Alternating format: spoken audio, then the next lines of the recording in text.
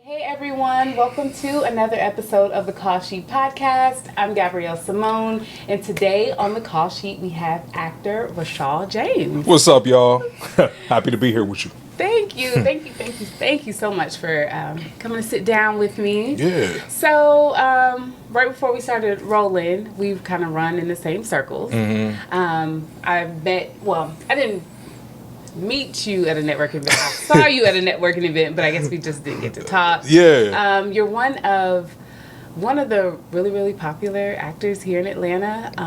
Thank you. I didn't know that. Thank you. Okay. Like, I've heard so many good things about you. Yeah. And that's why I just DM'd you. I was like, let me see if he'll come to the podcast. That's what's up. Yeah, I was wondering. I was like, I wonder what made her reach out to me. But I've I'm just grateful. seen you around. Yeah. You've got some really great credits under your belt. You've worked on some really well-known projects. You're a great actor. So I was like, let me just DM him, see if he's available. Yeah. So Thank you for that. Thank you. So do I need to be closer to this? Or am I good? Picks up your sound, or you can move a little bit closer, or you can move it closer to you. Okay. However you feel. Yeah, but you don't have to be right up. Okay, bet. So did acting choose you, or did you choose acting? Acting chose me. To be transparent. Should I go into how that happened? Yeah, Okay. let's hear it. So. Were you little and got bit by the acting bug? No, not at all. I was actually about maybe 24 years old. I was living in 25 actually. I was living in Silver Spring, Maryland, and at this time, I was a rapper. Actually, I was a rapper. I went by the name of Big Homie, and I had an impromptu spiritual awakening. So, in this spiritual awakening, I mean, I'm talking overnight, I literally became another person. God just truly transformed me. I had no desire to transform, but this transformation took place. And I no longer knew how to make music from a place of, I only knew how to make music from a place of pain and anger. And I didn't know how to make it in happiness, because that's what I felt. I felt like I was truly in heaven and a new person. So I had to give that up. But I'm like, I still felt creative. I knew that I still had a bigger purpose in life. I just didn't know what it was. So I was working at an organic grocery store in Maryland called Roots Market. And when I would work at this store, all of the customers that would come would be like, "What are you doing working here? You look like you need to be on TV. And your voice is amazing. We should be doing voiceovers." And I mean, I would be inundated with these voices every single day. People would tell me this, and to the point where it was painful. I'm got emotional about it. Dang, what am I doing? Is this a sign from God? And they would all say the same thing though. TV, television, and film. You look like you should be on TV. And so I said, God, do you want me to be an actor? Is this what it is? Is this what I'm supposed to do? And so my sister, she already had lived down here in Atlanta. And there was one time when I visited, and I went to a sushi restaurant called R.A. Sushi or Raw Sushi. I don't know if you know what that is. Is that over on the east side? It's downtown somewhere. Oh, okay. And I seen the actor Clifton Powell, who plays Pinky on Friday. And I'm like, oh, that's an actor right there. And so I said, I walked up to his table. He wasn't really trying to talk to me, but the person who was with him was like, I'm going to make sure he comes over to your table and speaks to you. And then he came over to the table. He sat down with us, and he was like, what's going on? I'm like, hey, I was wondering, how do you become an actor? What do I do to become an actor? Yeah. And he was like, well, actually, I told him I'm a rapper and and I want to be an actor. He's like, you got to choose one. You're going to confuse people. What is it that you want to be? I said, I want to be an actor. He said, well, the first thing you have to do is move to a city where things are happening. Atlanta, Los Angeles, New York. Once you get there, things will just make sense if it's for you. Okay. And so that was it. It was very vague. That's what he gave me. Yeah. So packed up everything, moved to Atlanta. As soon as I got here, there was a film set. I went to Thumbs Up Diner the first day I got here. And there was a film set, and they were working, and I walked up to them and I'm like, hey, can I join this project? And I have no acting experience prior. I've never taken a class. I've never done anything film related. Yeah. And they're like, no, you can't do it. It don't work like that. We've already got a production going on. You got to have a headshot. You got to have a resume. Like, what's happening? Yeah. And so I was like, oh, okay. And so the director was like, you know what? Get his number. They took my number down. And as soon as I get to my apartment, I mean, my car's not shipped yet. Nothing's here yet. Nothing's in the apartment. Mm-hmm. I get a phone call from that production. And they're like, hey, one of the lead actors just dropped out. Can you do it? And I'm like, what? Yeah, I could do it. And I'm thinking that this is like a big thing, a big set. But for me at this moment, it was huge. And so I went to that production. I did it. And they were like terrified of me. They were like, dang, because I guess this role was like a gangster. Okay. And they were like, whoa, you're like terrifying. You're scary. Yeah. But I met a group of actors on the set. Mm-hmm. And basically, they told me where to go for classes. They told me how to level up and stuff like that. And Clifton Powell was right. When I moved here, things made sense. And, you know, I created a community called Atlanta Actors Collective. And just all of these things just from him telling me that. And actually ran into him a couple years later. And I told him, and he was like, bro, that's you? You did all of this from all of that? What I told? That is amazing. Yeah. So I love it. So you didn't feel nervous? Like you just like deep dive just in it? I just dived in it. Like what in you makes you not even really like have like no qualms or like ambitions just to go? It's because at this time I was still heavily going through that spiritual awakening. And whenever I felt that was going on, you can't, when you're in that mode, you kind of just feel invincible. I felt like I'm here now. The world is my oyster. I'm just fearless. I just jumped into things head first. I really wish that I'm still, you know, really spiritual and stuff like that. But I really wish that version of myself was here today because like that person just was like, we're just doing it. We're going after it. When there's no fear, we're just doing it. Just excited. So how many years have you been in Atlanta now? This makes year 7. Oh, wonderful. Yep, okay. This makes year 7. And you have been a part of so many great projects. Thank you. One of your notable ones is BMF. Yeah. On season 2. Definitely. So how did that process work? Did you just like find the audition online? That process worked. BMF was like a beautiful booking for me because I've auditioned for this show so many times. I was actually one of the actors that went to the cattle call down at Sweet Food Lounge. I don't know if you remember that, but there was like a mass open call for all actors to come. No. And I mean, it was like hundreds of people. I've never seen anything like it before. And I'm just like, I need to get to that front. And I guess at the time I was a little bit selfish. Yeah. And I went to the front. I'm an audition. I'm going to that front. Yeah. But people didn't mind, and people were like, actually, like, oh yeah, a lot of people in the line knew me because there was an actress named Chantel Renee, and she basically asked me and a couple other actors to do a audition tape. Like, and we filmed it, and it actually was like one of the ones that went viral. So a lot of people already had seen that I was auditioning for it.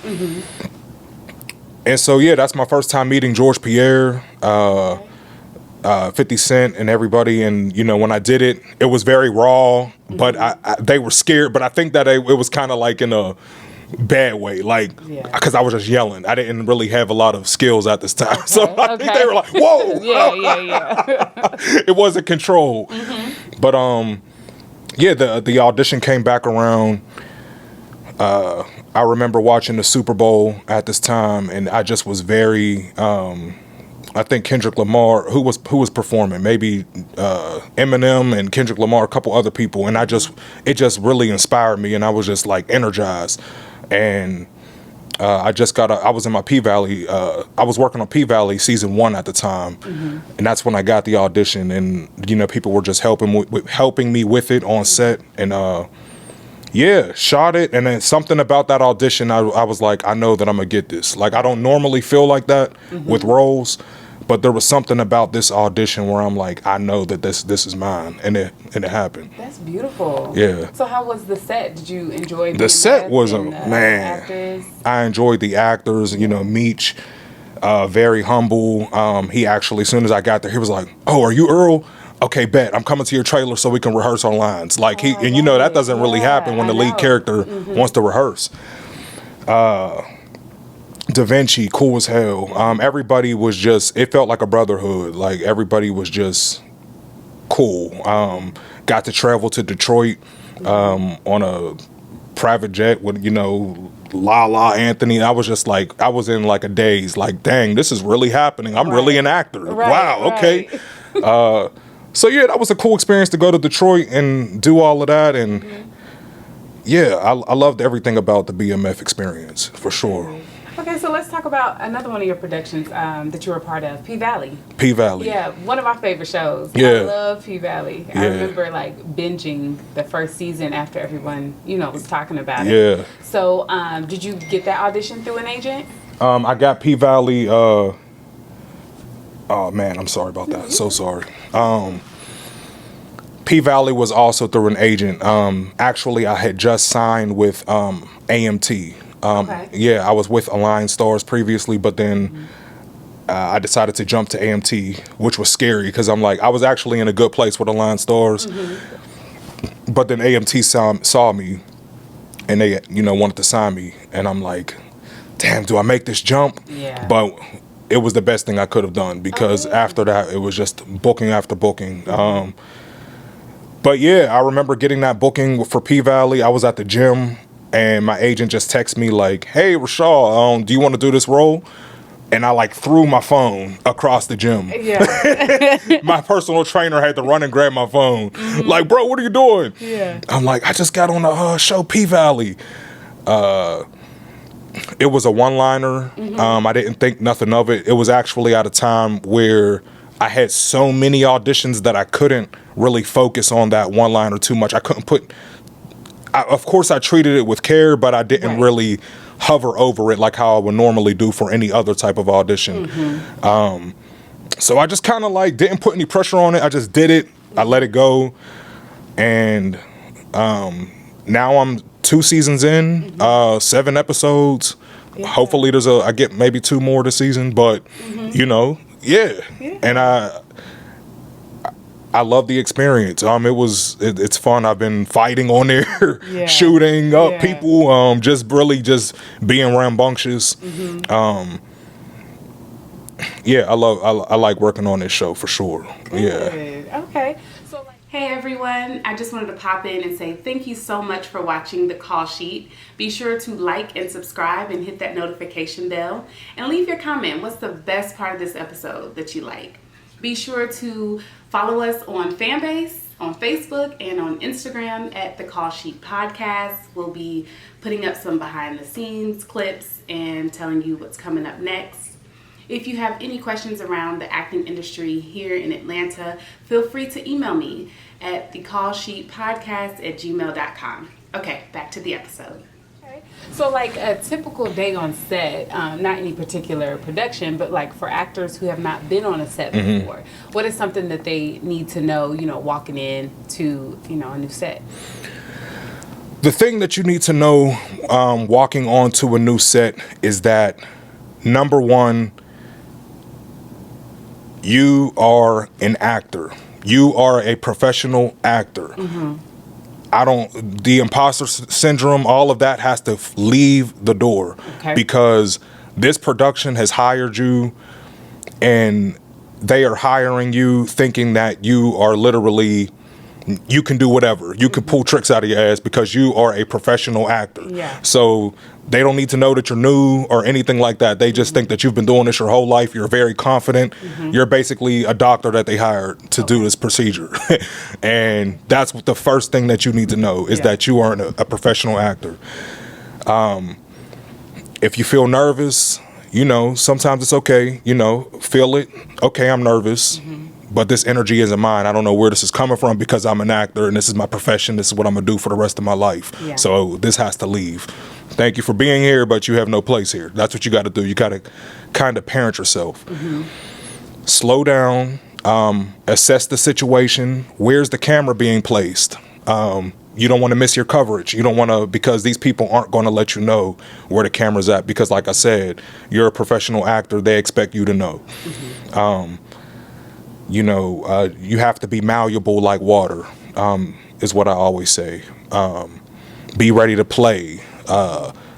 There may be times where you think you don't have any lines, but the director may say, hey, I need you to improv, which almost always happens to me. I'm thinking I'm going in for a day with no lines, and I got to play. So improv really comes into play. If you haven't taken an improv class, definitely do that. I hate improv, but luckily I'm a part of the Kountry Wayne skits, and that, like, Are you? yeah, I'm one of the characters on there. I've been on there for like 2.5 years now, and so it helps me to exercise that muscle. So those main things. So that's the main thing. It's just to know that confidence. Yeah. Make sure that you literally know that you are a professional actor. You're not there by chance, because otherwise you will be elsewhere. This is the universe. God makes no mistakes. You're on this set for a reason. You've been chosen. And yeah, like I said, just look at your environment. What is there things that you can play with? Just calm down, slow down, because most of the times when you rehearse your lines, you already are imagining how the set's going to look like, and when you get there, it doesn't look nothing like that. So now you're kind of like been out of shape. No, calm down, breathe, and assess your new situation. And yeah, you can do whatever you can because you are an actor. You can do. If there's any challenges, trust me, it's not a challenge at all, because this is what you do. So yeah.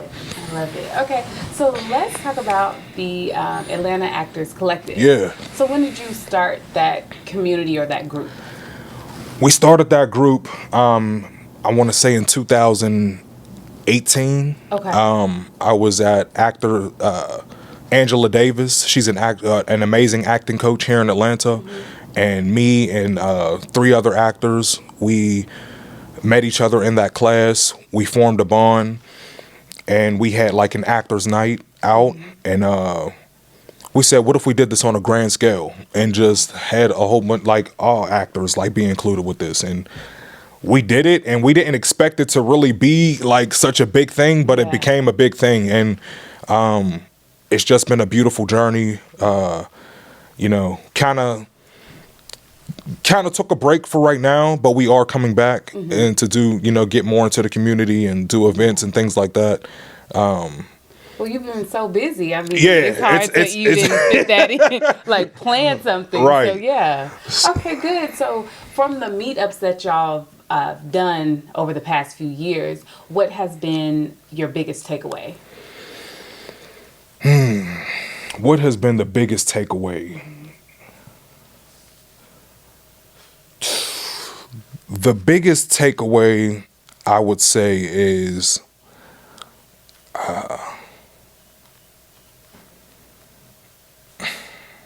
that was a hard one. Okay. No, I was just trying to get at like the community piece. Oh, like for so many actors, it can be isolating sometimes. So I didn't know if like you all forming that small group and then it's expanded to hundreds of people showing up at your event. Yeah. Like, is it fulfilling for you as an actor, or is it this just kind of like your community service, or was it just organic in the way that it happened? It was very organic in the way that it happened, Okay. But it has allowed me. I am somebody who is very much a loner, and so being a part of this was very challenging for me because I'm in front of all of these people, I'm helping them, but at the same time, I still have to help myself. So it was challenging, but it was rewarding, because when people would leave these events, they would just come up to me and be like, wow, I feel so much better. I feel so empowered. Yeah. I was going through so much. And I'm like, wow, you're like me. You're going through the same thing I'm going through. And just, just to see all the work we've put in and leave, seeing other actors just leave feeling taller and more equipped for the industry, it just was a great feeling. So, yeah, I would say that. Well, good, because I've been to one of you all's events. This was right before COVID, I feel like.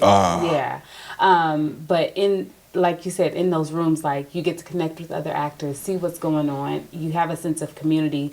Because for the most part, your family really is not sure what you do. They're not sure what we do at all. What is happening? They're like, what are you doing? Right. Also, like, you're waiting tables and you're being an actor. So it's nice to connect with people who get absolutely get your vision. And just so many divine connections have happened from those events, like just meeting people who have put you on to different projects now, and so it's important to never, you may see somebody starting out small, but like to never consider them to be small, because a couple years later down the road they're in higher positions. So make sure you just treat everybody with respect. And Okay, well, that was a good transition point, because the Call Sheet podcast is all for the actors here in Atlanta that are really trying to like lock into this industry. So what do Atlanta actors need to know, like, going in? What are, like, just give me 2 things that the actors need to know going into the industry? Yes, going into, and specifically the Southeast market, because it's very different from LA or New York.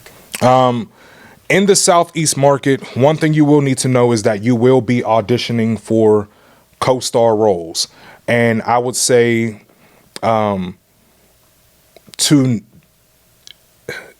decline them.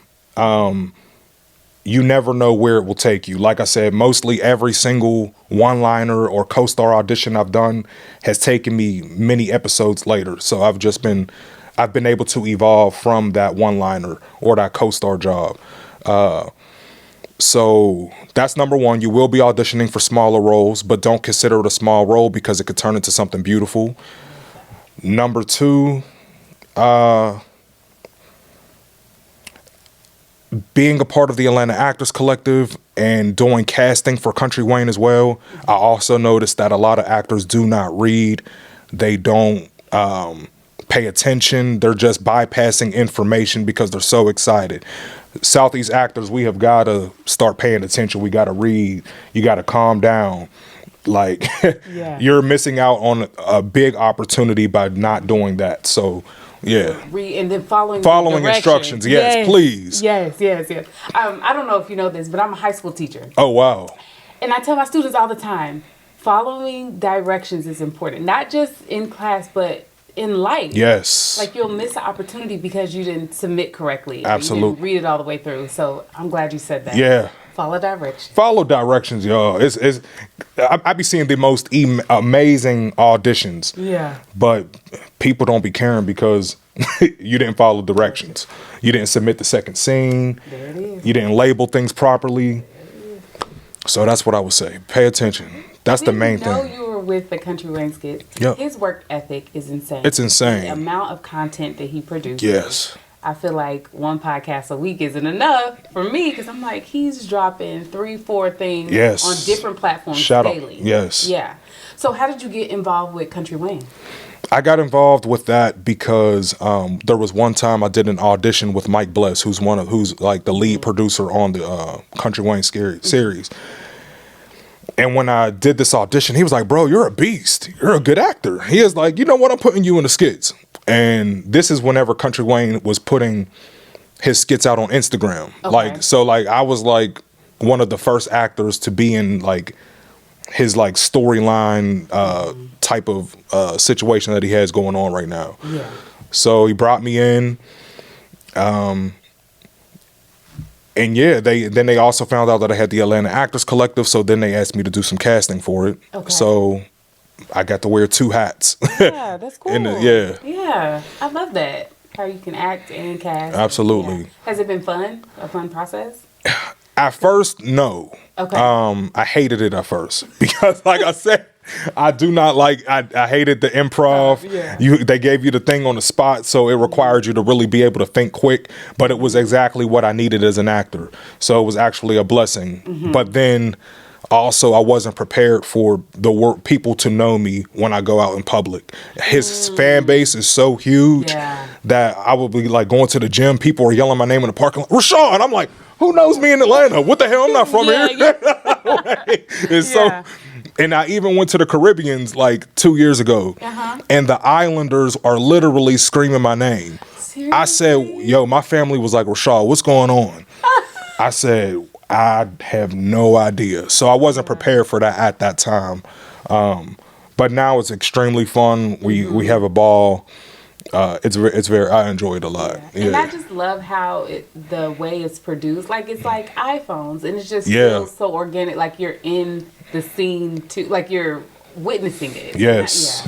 I love that. Yeah. And I love how it put you in a growth spot. Like, you hated it going in, and now it's just like a part of your world. Yeah, Mike's like, bro, come on, just come on. And I'm like, you know what? Any other actor would kill to do this position. They would love this. But I was just I just was so reluctant to do it. I'm not gonna lie. Wow. But I do enjoy it now. Yeah. Good. So what projects do you have that are upcoming? So I'm still working on P-Valley season 3. And I have a show with Tyler Perry called Route 187. Okay. It's we shot 4 episodes. It was originally supposed to just be a pilot. They were going to put it on BET Plus, see how it did, and we were going to come back for more. But Tyler Perry said he loved this so much that we're just going to finish it off and add more episodes. And so I play a character named Dean. Dean is crazy, insane. He's a gangster, very demonic. But it's very fun working with Tyler Perry, Mark Swinton. I think this is going to be a very good show. Ooh, I'm excited. Yeah, so Route 187, and there's a Christmas movie I just did called Oh What Fun, with Michelle Pfeiffer. And so I got to like chase Michelle Pfeiffer all around this studio, and I got to work with Eva Longoria. Wow, some Hollywood legends. Yeah, like, those are like some vets. Yeah. So as of right now, that's it. I'm praying for something good to come through. Yeah, yeah. But that's what I got right now. Oh my goodness, this was so good. It was okay. Like no, for real. Like, this was so good. Like, most of the time, I know people ahead of time, interviewing them, and so. But I'm just glad, like. Absolutely. You do, like, take a chance and just find out what's gonna happen. Yeah. So it's such a good conversation. It was. I enjoyed this. So you have to leave us with 2 things. First of all, where do you want to see yourself in about 5 years? And then, secondly, just a word of wisdom or advice. Okay. Yeah. In 5 years, I see myself living in Los Angeles, California. I see myself on a popular hit TV show as a series regular. And just being more free in my craft, and just having more fun in life. I see myself just being more free as a person, and just just enjoying life in 5 years. A word of wisdom. Let's see. I would just say, don't be too complacent in acting classes. You need to know when it's time to move on to something different. Don't put your eggs all in one basket. Know when it's time to move on to a new agent. Just don't get stuck somewhere because of loyalty and thinking that you're hurting somebody's feelings or anything like that. You need to know when it's time to spread your wings and, just grow as an artist. And, that's what I would say. That's beautiful. Beautiful said, Rashal. That was beautiful. Thank you again for this. No problem. I can't wait to release this Hope y'all enjoyed it. Yes. So where can they connect with you? You can connect with me on Instagram, BIGG_HOMIE, Big Homie. Instagram, Atlanta Actors Collective. Those are the 2 places you can find me. Dope. My door's always open if you are a new actor or you're current working actor. You just have any questions and you feel like I can help you in any way, reach out. Thank you so much, Rashal. This is wonderful. No problem. All right, y'all. This has been the Call Sheet Podcast. I'm Gabrielle Simone. We'll link everything Rashal James in the show notes, and we'll see you all next time.